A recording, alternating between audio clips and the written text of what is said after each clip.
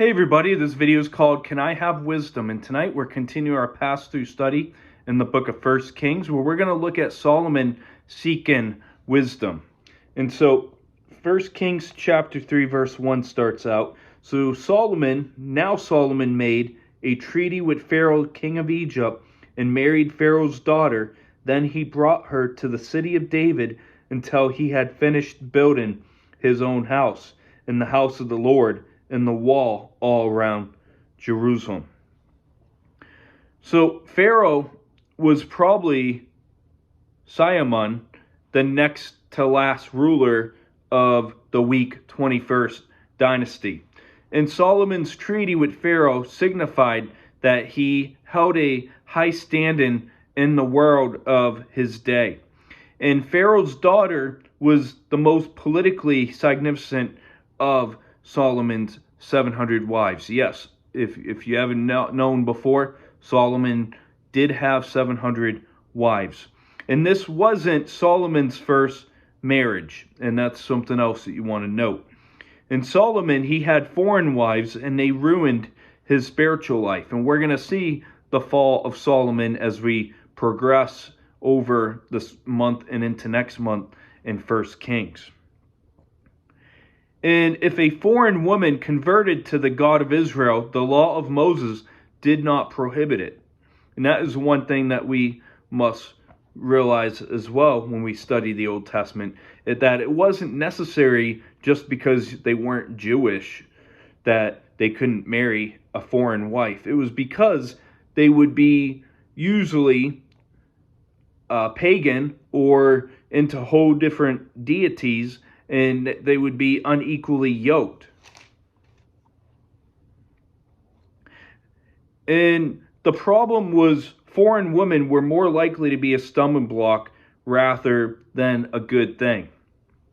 So, as I was just saying there, verse 2 through 4 says, Meanwhile, the people sacrificed at the high places because there was no house built for the name of the Lord until those days.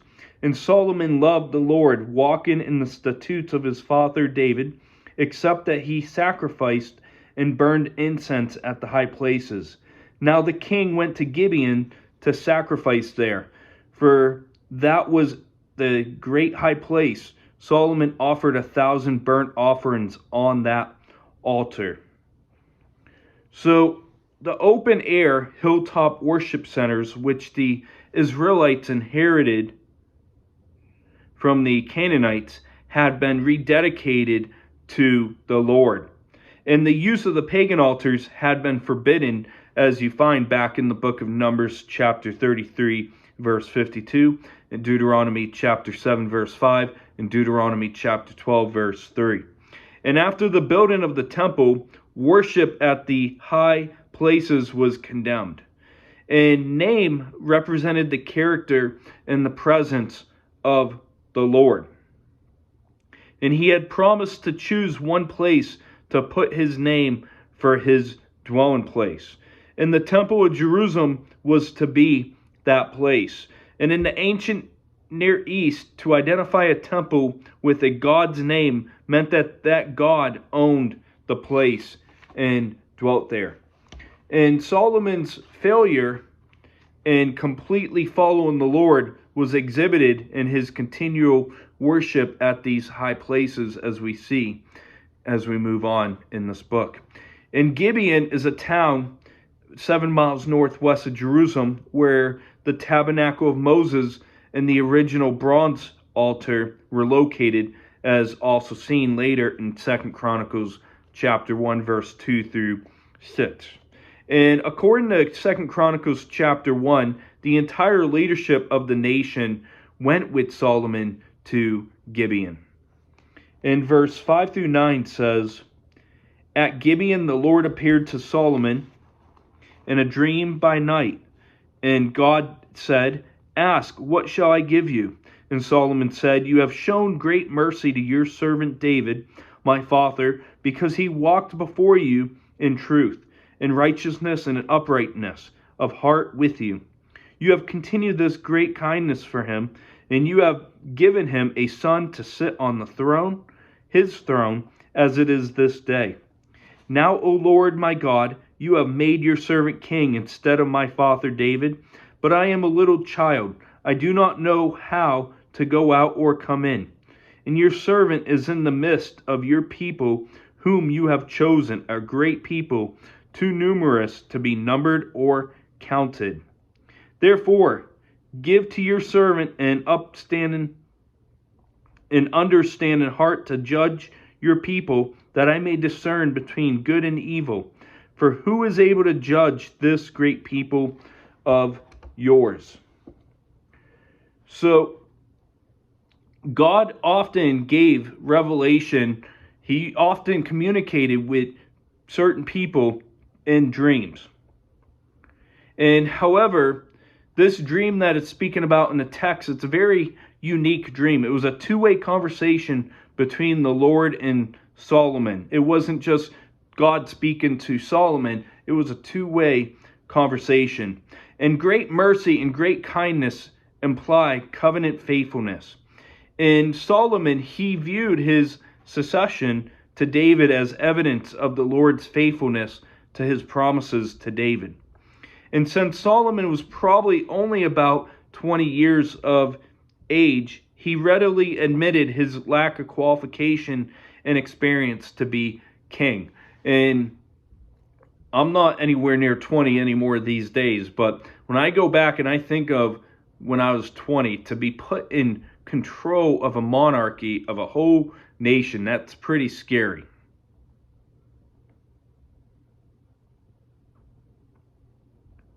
And based on the census, which recorded the 800,000 men of fighting age in Israel and 500,000 in Judah, the total population would have been over 4 million, and that was approximately double of what had been at the time of the conquest back in Numbers chapter 26. And humbly admitting his need, Solomon sought a listening heart to govern God's people with wisdom. And God seemed to offer Solomon whatever he wanted. And before responding to God's offer and asking for something stupid or selfish or whatever the case is, Solomon remembered God's faithfulness to David and himself. And Solomon, he came in humility to God. And Solomon, he wanted an understanding heart. He didn't just want a heart of knowledge in that, or he didn't want knowledge in the head. He wanted an understanding heart. He wanted a heart that would listen to God. And Solomon knew wise and just discernment is the key component of leadership. And how much greater would things be today in the workforce and even within your local body assemblies if church leaders or those who are in leadership roles sought wisdom and discernment. In verse 10 through 15 says, the speech pleased the Lord that Solomon had asked this thing. Then God said to him, because you have asked this thing and have not asked long life for yourself, nor have asked riches for yourself, nor have asked the life of your enemies, but have asked for yourself understanding to discern justice. Behold, I have done according to your words. See, I have given you a wise and understanding heart, so that there has not been anyone like you before you, nor shall anyone like after you arise after you. And I have also given you what you have not asked, both riches and honor, so that there shall not be anyone like you among the kings of all your days. So if you walk in my ways to keep my statutes and my commandments as your father David walked, then I will lengthen your days. And Solomon awoke, and indeed it had been a dream. And he came to Jerusalem and stood before the ark of the covenant of the Lord, offered up burnt offerings and offered peace offerings, and made a feast for all his servants. And so we see that God was delighted in Solomon's requests. He was delighted that Solomon had not asked for anything that was going to be a personal benefit for him, such as long life or wealth, or for his enemies to be put down. And Solomon was one of a kind in judicial insight, as we're going to see in the upcoming verses. And in contrast to riches and honor that was already his, a long life was dependent on Solomon's future obedience to the Lord's commands. And because of his disobedience, which we see later in Psalm chapter 90, verse 10, that he died before reaching the age of 70 years. And God did not only answer Solomon's prayer, but God gave Solomon at this time greater than his expectation, as God would give him the riches and honor that he never even asked for. And Solomon asked God regarding his character, not possessions. And unfortunately, as we move into chapter 11, we're going to see that Solomon changes, and his end is very tragic. But we'll hold off for that for another 4 weeks here. And so verse 16 through 22 says, Now 2 women who were harlots came to the king and stood before him. One woman said, O my lord, this woman and I dwell in the same house, and I gave birth while she was in the house. Then it happened the 3rd day after I had given birth, that this woman also gave birth, and we were together. No one was with us in the house, except the 2 of us in the house. And this woman's son died in the night, because she lay on him. So she arose in the middle of the night, and took my son from my side, while your maidservant slept, and laid him in her bosom, and laid her dead child in my bosom. And when I arose in the morning to nurse my son, there he was dead. But when I had examined him in the morning, indeed he was not my son, whom I had borne. Then the other woman said, No, but the living one is my son, and the dead one is your son. And the first woman said, No, but the dead one is your son, and the living one is my son. Thus they spoke before the king. So what a remarkable testimony of Solomon's goodness and generosity here. And not many kings would have taken the time to settle a weird dispute like we see between these 2 prostitutes. And their problem seemed impossible to solve, as there were no independent witnesses to these events, and therefore this was leaving a judgment call of Solomon between she said type scenario. In verse 23 through 27 says, And the king said, The one says, This is my son who lives, and your son is the dead one. And the other says, No, but your son is the dead one, and my son is the living one. Then the king said, Bring me a sword. So they brought a sword before the king. And the king said, Divide the living child in 2, and give half to one and half to the other. Then the woman whose son was living spoke to the king, for she yearned with compassion for her son. And she said, O my lord, give her the living child, and by no means kill him. But the other said, Let him be neither mine nor yours, but divide him. So the king answered and said, Give the first woman the living child, and by no means kill him. She is his mother. So we see Solomon's solution to this weird problem that he is confronting, as the first seemed foolish and dangerous. And the wisdom of his approach was only understood when the matter was settled. And we saw the true mother would rather have the child live without her than to die with her. And we see that she puts the child's welfare above her own. In true parental relationships, it was proved by love. And Solomon knew that the offer to cut the child into 2 would reveal the true mother and reward the mother's love accordingly. In verse 28, to wrap up the chapter here, it says, And all Israel heard of the judgment which the king had rendered, And they feared the king, for they saw that the wisdom of God was in him to administer justice. So we see that as a result of Solomon's judgment on that crazy matter, that Israel was in awe and they were willing to submit to his rule under Solomon because of that wisdom that he had from God. And so to wrap up this study for today, we look at Solomon marries this Egyptian princess. And we see that Solomon's great sacrifice. And we looked at God's offer and we see Solomon's response. And we saw that God's revelation through a dream here. And we see that again in the gospel according to Matthew. I want to look at Matthew chapter 2.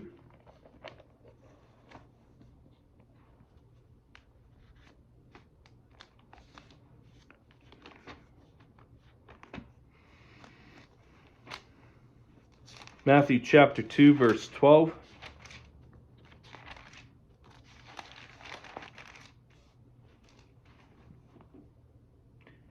It says, "Then being divinely warned in a dream that they should not return to Herod, they departed for their own country another way." And I also want to look at verses 19 through 22. It says, "Now when Herod was dead, behold, an angel of the Lord appeared in a dream to Joseph in Egypt, saying, Arise, take the young child and his mother, and go to the land of Israel, for those who sought the young child's life are dead. Then he arose, took the young child and his mother, and came into the land of Israel." In verse 22, "But when he had heard Archelaus was reigning over Judea instead of his father Herod, he was afraid to go there. And being warned by God in a dream, he turned aside into the region of Galilee." So, Matthew chapter 2, you might have heard that passage just a few weeks ago with the Magi. And the Magi, they were spoken to through dreams. We see God working with the Magi, speaking up to them through dreams. And we saw that Solomon could ask for anything. And I just want to make a side comment on the dreams part and clarify that just because you have a dream, it does not mean it's prophetic. It does not mean God is speaking to you directly through that dream.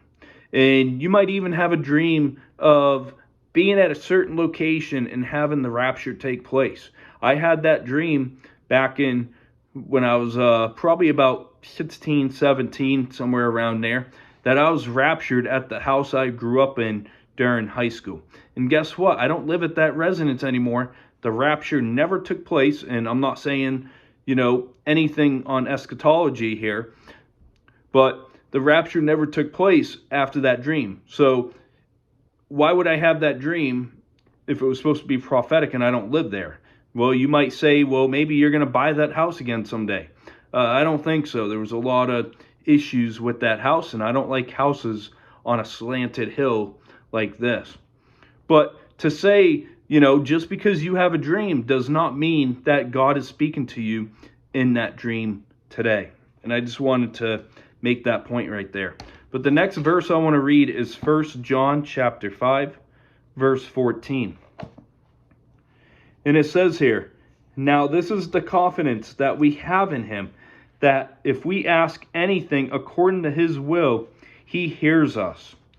And, Solomon could ask for anything. And this is where it gets dangerous, where a lot of the prosperity gospel garbage gets thrown into it. They'll use Solomon, and be like, Solomon could have anything that he asked for. God wants us to ask for anything that we want. And yes, I do know that passage in Matthew chapter 7, verse 7 and 8, "Ask and it shall be given to you."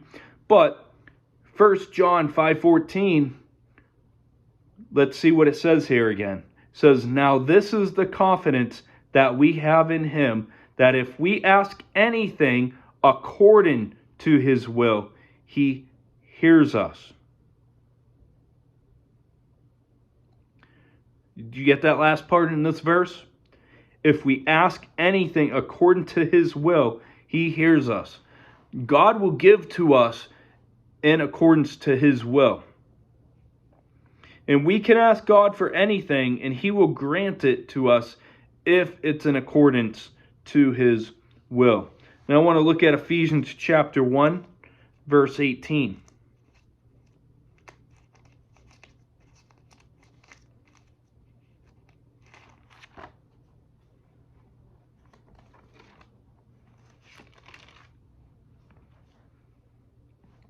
It says here, the eyes of your understanding being enlightened, that you may know what is the hope of his calling.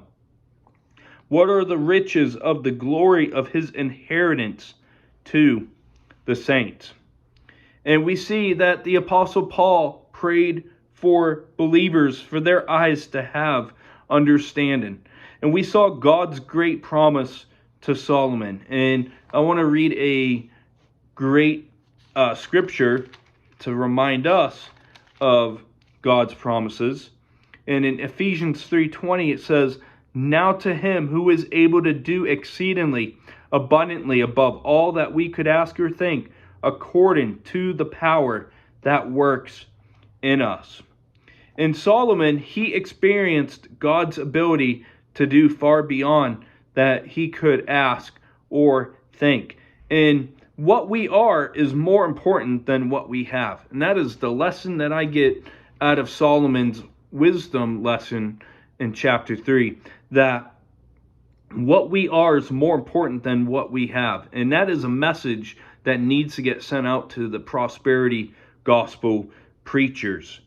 And when they want to argue their stances using Solomon, they should look at the godliness that Solomon sought with understanding heart, godly wisdom. And we see an example of Solomon's great wisdom with the two women who claimed to have the same child as their own. And we saw that Solomon was pretty quick with a solution, and the people built respect for him that would fall under him. And that's going to wrap up today's video. We'll see you tomorrow as we're going to step out of 1 Kings for a topical first 2023 video. So I hope you have a great rest of your evening. Have a great weekend up ahead. God bless.